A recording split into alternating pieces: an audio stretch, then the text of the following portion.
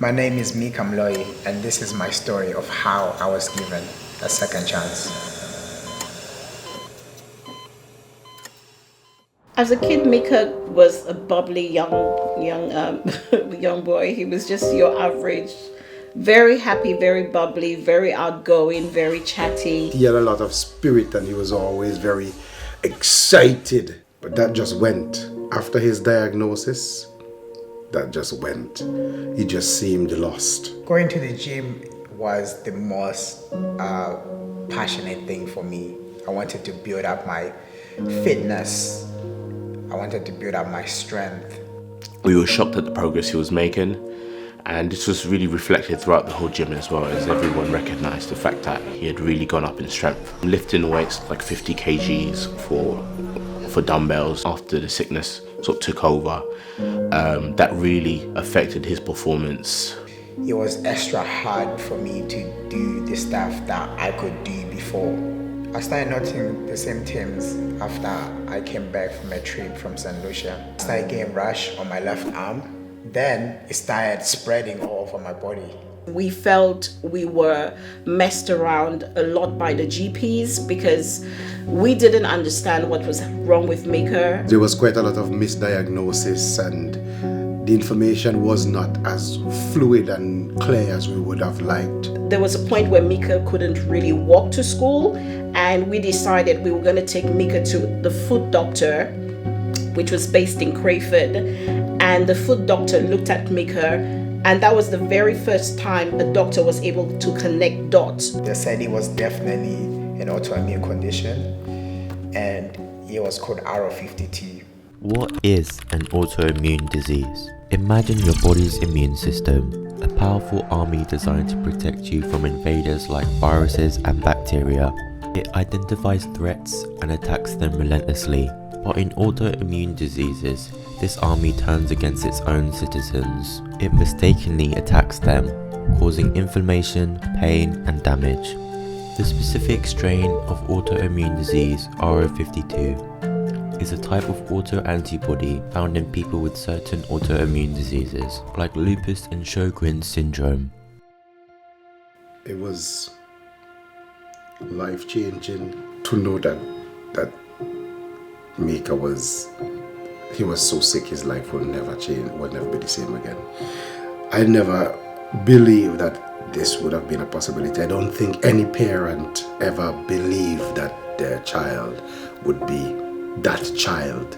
I could not show Mika the way that it was impacting me, and he needed my support. He needed me to be there for him. Mika had an incident at home which required us to call the ambulance. He was really ill on that particular day. He didn't seem himself. He seemed as if he was searching but was unable to find himself.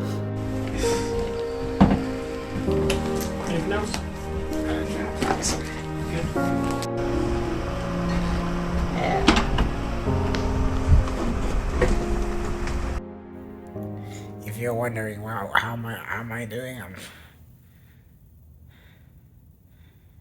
I'm surviving out here, bro. I remember waking up in the hospital, my first night there, thinking to myself, wow, I realized how serious of a situation I was. The hospital healed me physically, but broke me mentally. I spent months there, sometimes feeling like I would never leave. It felt like a cage. I remember spending Christmas in the hospital. I remember spending my birthday there. I truly felt like I would never leave that place.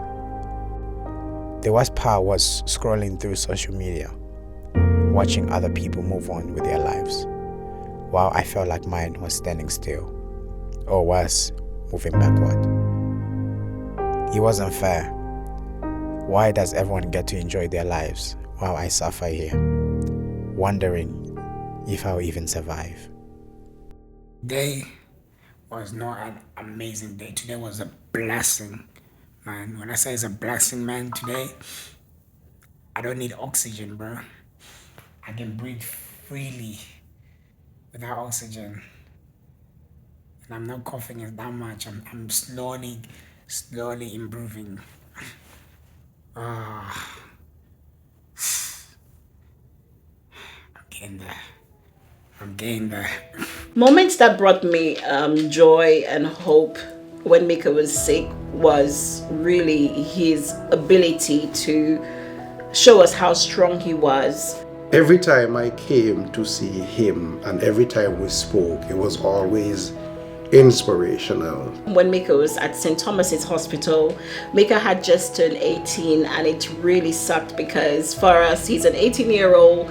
He's supposed to be out there celebrating his big 18th birthday, living his best life, but here he is. And they all came in, the staff were on duty, including the doctors. Everyone came in singing Mika happy birthday. They just opened the door and started singing happy birthday, happy 18th birthday to Mika. And that just blew our mind. Even Mika was shocked. We were like, wow. It was just, the love was just overwhelming, and that was an experience I think we'll never forget.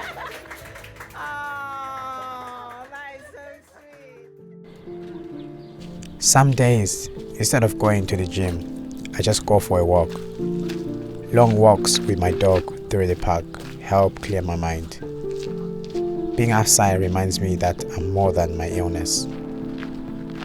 Hospitals have confined me for so long that I need this freedom. The park is quiet, peaceful. I sit on the bench, letting my dog run freely, while I enjoy the fresh air. It's one of the few times I don't feel trapped by my condition. But here I am now, telling my story, a story of pain, but also of resilience, a second chance at life, one I won't take for granted.